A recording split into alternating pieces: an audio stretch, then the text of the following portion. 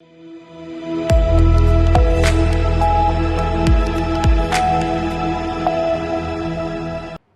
के बाद रुक करेंगे मध्य प्रदेश और छत्तीसगढ़ बुलेटिन की ओर, जिसमें बात होगी दुर्ग की, जहां विश्व हिंदू परिषद द्वारा आयोजित प्रबुद्ध जन गोष्ठी का सफल आयोजन किया गया।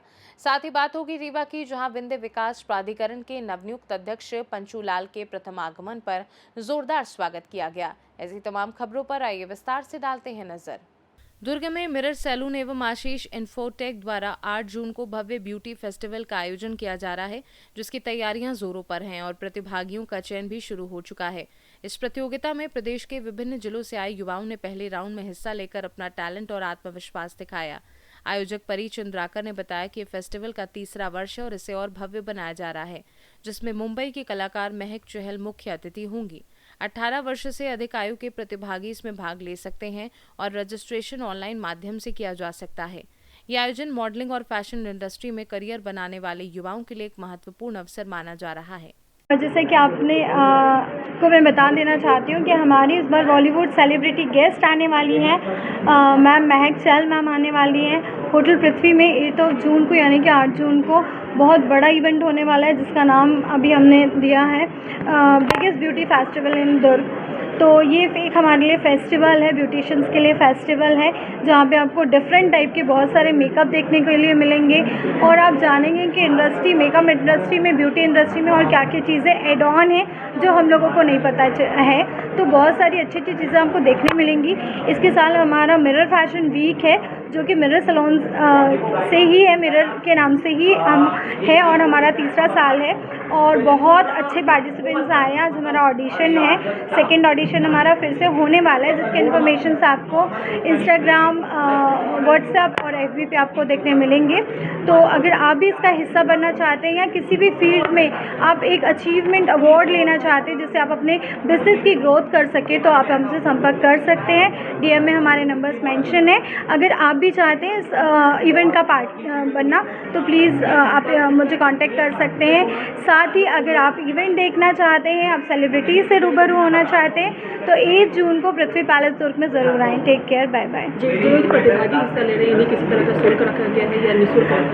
नहीं, निःशुल्क है। आज का जो ऑडिशन है वो 100% निःशुल्क है, उसमें कोई भी चार्जेस हमने नहीं लिए हैं, बट ग्रूमिंग के हमारे कुछ चार्जेस हैं, वो आपको पेमेंट करने हैं। कितनी कैटेगरी में प्राइस रखा गया है? पिछली बार देखा गया था मेकअप के लिए अलग रखा था, वॉक के लिए अलग। मेकअप के लिए है, बेस्ट वॉक के लिए है। Mirror fashion week male female दोनों कैटेगरी में होंगे। अगर पार्टिसिपेंट ज़्यादा हुए तो हम मतलब रनर अप ना रख के सीधा दो विनर होंगे, 2 फीमेल और 2 मेल। और साथ ही उसमें best smile, best hair style, best makeup, best catwalk, ऐसे बहुत डिफरेंट टाइप्स ऑफ आपको टैग्स मिलने वाले हैं। किसी एज ग्रुप के लिमिटेड एज ग्रुप रखा गया है, सभी एज ग्रुप? नहीं मैम, ये 18+ गर्ल्स और बॉयज़ के लिए है और स्पेशली ये अनमैरिड्स के लिए है।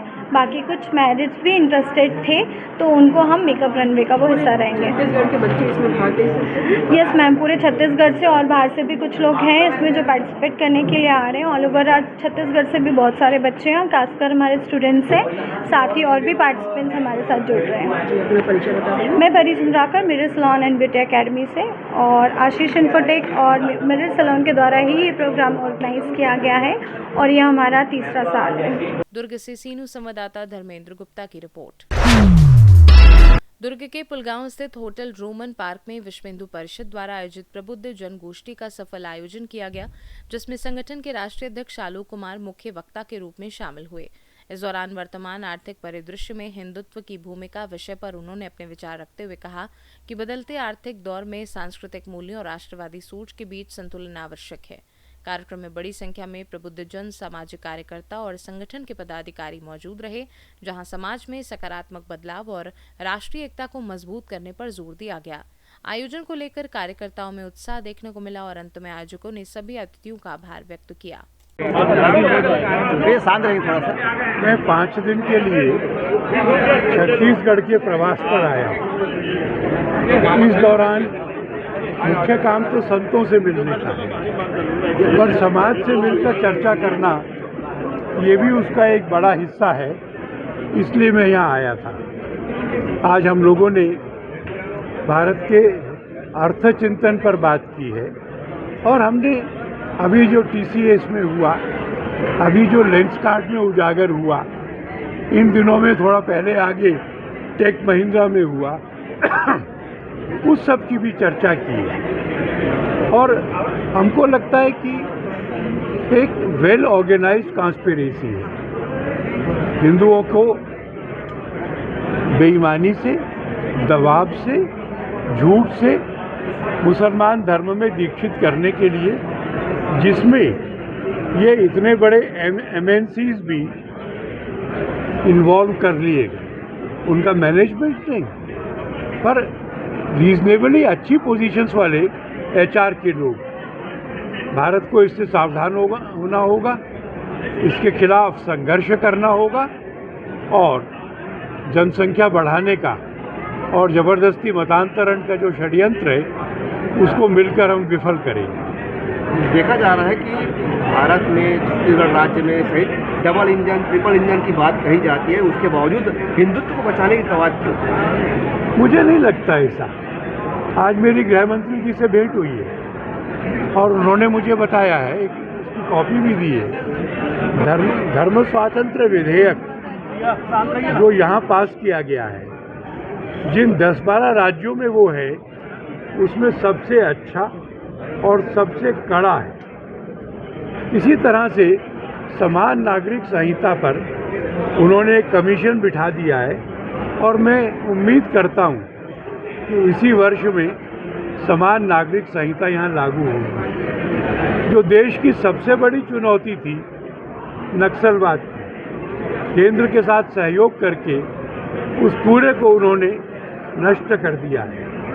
इसलिए डबल इंजन की सरकार राष्ट्रहित के मुद्दों को अफेक्टिवली लागू कर रही है, ऐसा मुझे लगा है। बावजूद इसके हर रविवार को होने वाली प्रार्थना सभा में हिंदूवादी संगठनों के द्वारा तत्पर रहते हैं कि ऐसे कोई स्थान ना हो जहां पर हिंदू जो है धर्मांतरण करे। ये तो हमारा काम ही है, कानून के दायरे में रह करके धर्मांतरण को हर तरीके से रोकना और जो चले गए हैं उनको वापस अपने घर में लाना। ये तो हम कोई छुपा के या लुका के नहीं कर रहे, ये तो हम कह रहे हैं कि विश्व हिंदू परिषद का जन्म जिन कामों के लिए हुआ है उसमें ये है। हम धर्मांतरण को रोकने के लिए अपनी गतिविधि को बढ़ाएंगे और घर वापसी के अभियान को आने वाले दिनों में बहुत तेज करेंगे। ऐसे कई ऐसे अधिकारी हैं जिनको देखा जाता है जो हिंदू हैं और वही हिंदू जो अधिकारी हैं वो हिंदू महिलाओं के साथ प्रताड़ना करते हैं। उनको किस तरह का सीख देंगे? और वो भी RSS से जुड़े अधिकारी हैं। आपने जिन बातों को इशारों में कहा है मुझे उसकी कोई जानकारी नहीं है, इसलिए मैं इस पर टिप्पणी नहीं कर सकता। पर मैं ये कह सकता हूँ, कोई भी हो, कितना भी बड़ा हो, कहीं से भी अपने कनेक्शन बताए, अगर वो किसी महिला का अपमान करता है तो वो दंड का भागी होना चाहिए। दुर्ग से सीनू संवाददाता धर्मेंद्र गुप्ता की रिपोर्ट। दुर्ग के 42 MLD फिल्टर प्लांट स्थित ब्लीचिंग पाउडर स्टोर में शनिवार शाम आंधी तूफान के दौरान शॉर्ट सर्किट से आग लग गई, जिससे शहर के कई इलाकों की पेयजल आपूर्ति आंशिक रूप से प्रभावित हुई। घटना की जानकारी मिलते ही महापौर अलका बागमार, निगम आयुक्त सुमित अग्रवाल और जल कार्य विभाग प्रभारी लीना दिनेश देवांगन मौके पर पहुंचे और स्थिति का जायजा लिया। आग से स्टोर में रखे ब्लीचिंग पाउडर व अन्य सामग्री को नुकसान पहुंचा। हालांकि फायर ब्रिगेड ने लगभग आधे घंटे में आग पर काबू पाकर बड़े हादसे को टाल दिया। महापौर ने अधिकारियों को निर्देश दिए कि प्रभावित क्षेत्रों में वैकल्पिक जल व्यवस्था सुनिश्चित की जाए और सप्लाई जल्द बहाल की जाए। निगम प्रशासन के अनुसार तकनीकी सुधार के बाद रविवार तक जल आपूर्ति सामान्य होने की संभावना है और फिलहाल नुकसान का आकलन किया जा रहा है। ये लगभग 4:30 से 5 के बीच घटना हुआ है। शॉर्ट सर्किट वजह है इसकी, और जो ब्लीचिंग पाउडर रखा था नुकसान वही ज़्यादा हुआ है हमको, और बाकी जो पानी सप्लाई की व्यवस्था है वो मेरे ख्याल से रात तक के व्यवस्थित कर दी जाएगी और कल सुबह सबको नॉर्मलाइज करके पानी दिया जाएगा। मौके पर फायर ब्रिगेड की गाड़ी पहुंची? फायर ब्रिगेड आया था, तत्काल में ही आग बुझाया गया है, अन्यथा नुकसान बहुत ज़्यादा हो जाता है। लगभग शाम के 4:30 बजे अचानक से मौसम थोड़ा ख़राब होने के कारण जो है इलेक्ट्रिसिटी पावर जो है हल्का ट्रिप हुआ, और उसके बाद जो है हमारा जो ब्लीचिंग पाउडर का जो स्टोरेज था यहाँ फिल्टर प्लांट में, वहाँ पर शॉर्ट सर्किट होके उसके स्टोरेज रूम में आग लग गई, जिससे कि लगभग जो 1000 बोरी है ब्लीचिंग पाउडर, वो उसमें आग लग जाने के कारण उसका नुकसान हुआ है। कितना का नुकसान हो गया? लगभग अगर क्वांटिटी बोलें तो लगभग 1000 बैग का है, और अगर अमाउंट वाइज बोलेंगे तो लगभग 4 से 5 लाख का नुकसान हुआ है। और हमारे द्वारा जो है दोबारा जो व्यवस्था है बहाल करने हेतु तैयारी चालू कर दी गई है, और लगा 1 से 2 घंटे में जो है व्यवस्था बहाल कर दी जाएगी। दुर्ग से सी न्यूज संवाददाता धर्मेंद्र गुप्ता की रिपोर्ट। खबर रीवा से है, जहां विंध्य विकास प्राधिकरण के नवनियुक्त अध्यक्ष एवं मनगवा के पूर्व विधायक पंचू लाल के प्रथम रीवा आगमन पर उनका जोरदार स्वागत किया गया। शहर में जगह जगह कार्यकर्ताओं और समर्थकों ने फूल मालाओं और पटाखों के साथ उनका गर्मजोशी से अभिनंदन किया, जिससे पूरा माहौल उत्साहपूर्ण बना रहा। इस अवसर पर प्राधिकरण के नवनियुक्त उपाध्यक्ष डॉक्टर अजय सिंह और संजय तीर्थानी भी मौजूद रहे। बड़ी संख्या में कार्यकर्ता और स्थानीय नागरिक स्वागत कार्यक्रम में शामिल हुए और नए नेतृत्व से क्षेत्रीय विकास को नई दिशा मिलने की उम्मीद जताई। वहीं अध्यक्ष पंचू लाल ने सभी का आभार व्यक्त करते हुए विंध्य क्षेत्र के समग्र और तेज विकास के प्रति अपनी प्रतिबद्धता दोहराई। पार्टी ने बड़ी ठीक है इधर से आ जाओ यार, ठीक है हाँ ठीक है। पार्टी ने बड़ी जिम्मेदारी सौंपी है, क्या प्रयास होंगे विंध्य क्षेत्र? पहले तो आप सब लोगों के चैनलों को बहुत बहुत धन्यवाद, प्रणाम। पार्टी ने जो बड़ी जिम्मेदारी सौंपी है, तो अब उस जिम्मेदारी को शीर्ष नेताओं के कथन के मुताबिक, प्रदेश नेताओं के कथन के मुताबिक और हमारे जिला के नेताओं के कथन के मुताबिक हम लोग आगे की ओर काम करेंगे। जनता के लिए क्या विशेष होगा? जनता के लिए बहुत सारी चीजें हैं। अब इसकी जो अपन वो है तो कार्य योजना बनाएंगे, और कार्य योजना बना करके और कार्य किया जाएगा। पंचूलाल जी, ये बताइए, विंध्य विकास प्राधिकरण का कार्यालय नहीं है, कर्मचारी नहीं है, ऑफिस नहीं है, कैसे? विंध्य प्राधिकरण विभाग का कार्यालय जरूर नहीं है, परंतु कमिश्नर साहब से बात हुई है, उन्होंने कहा है कि हम कार्यालय के लिए जो नहीं है उसी के लिए इनकी घोषणा हुई है। उसी के लिए तो घोषणा हुई है, अभी आप कराएं। 2023 में विधानसभा चुनाव में आपकी टिकट कटी थी, जिसके बाद आप काफी दुखी थे और सरकार पर काफी आपने आक्रोश व्यक्त किया था।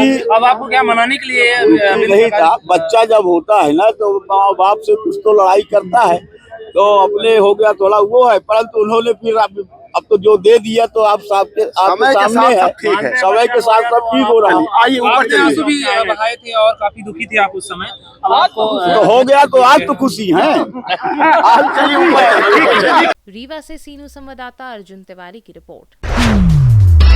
जनपद पंचायत जवा क्षेत्र अंतर्गत आयोजित जनता दरबार के दौरान सिरमौर विधानसभा क्षेत्र से युवा भाजपा नेता शिवशंकर तिवारी ने ग्राम पंचायत कोनी की बड़ी डाड़ी बस्ती पहुंचकर वृद्धजनों की समस्याएं गंभीरता से सुनी। इस दौरान उन्होंने वृद्धा पेंशन योजना से वंचित बुजुर्गों का नाम और उम्र दर्ज कर उनका चिन्हांकन किया, ताकि उन्हें शासन की जन कल्याणकारी योजनाओं का लाभ शीघ्र दिलाया जा सके।